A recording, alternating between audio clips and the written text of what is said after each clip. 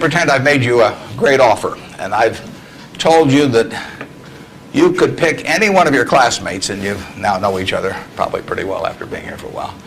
You'd have 24 hours to think it over, and you can pick any one of your classmates, and you get 10% of their earnings for the rest of their lives. And I ask you, what goes through your mind in determining which one of those you would pick?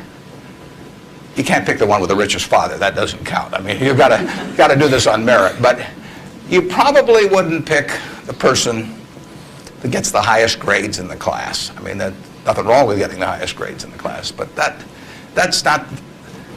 isn't going to be the quality that sets apart a big winner from the rest of the pack.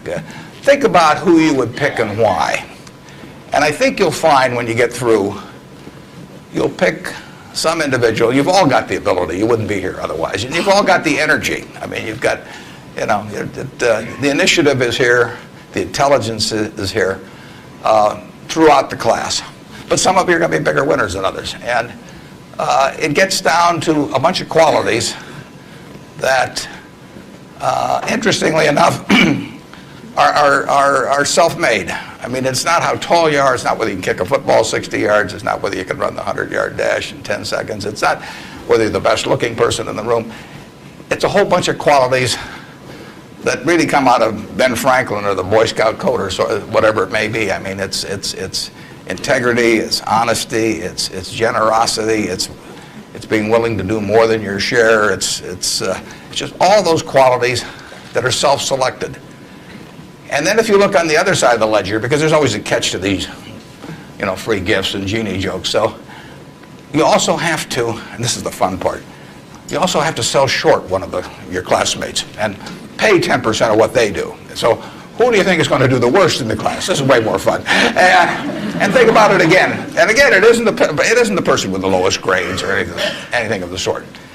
It's the person who just doesn't shape up in the character department. I mean, we look for three things when we hire people. We look for intelligence, we look for initiative or energy, and we look for integrity.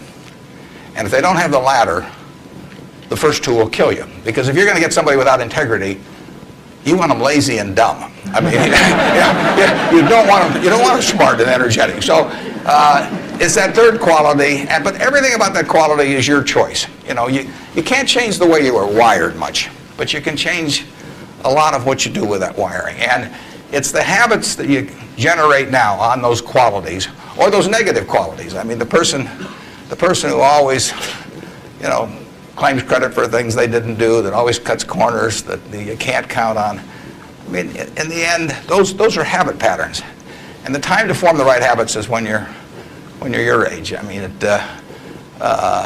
doesn't do me much good to get golf lessons now. If I'd gotten golf lessons when I was your age, I might be a decent golfer. But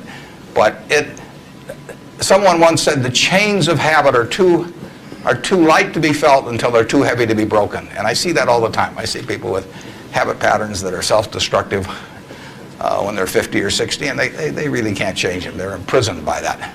But you're not imprisoned by anything. So when you write down the qualities of that person that you'd like to buy 10% of, look at that list and ask yourself, is there anything on that list I couldn't do? And the answer is there won't be. And when you look at the person you sell short and you look at those qualities that you don't like, if you see any of those in yourself, egotism, whatever it may be, selfishness, you can get rid of that. I mean, that is not ordained. And if you follow that, and Ben Franklin did this, and my old boss Ben Graham did this at early ages in their young teens. Ben Graham looked around and he said, who do I admire? And he wanted to be admired himself, and he said, why do I admire these other people?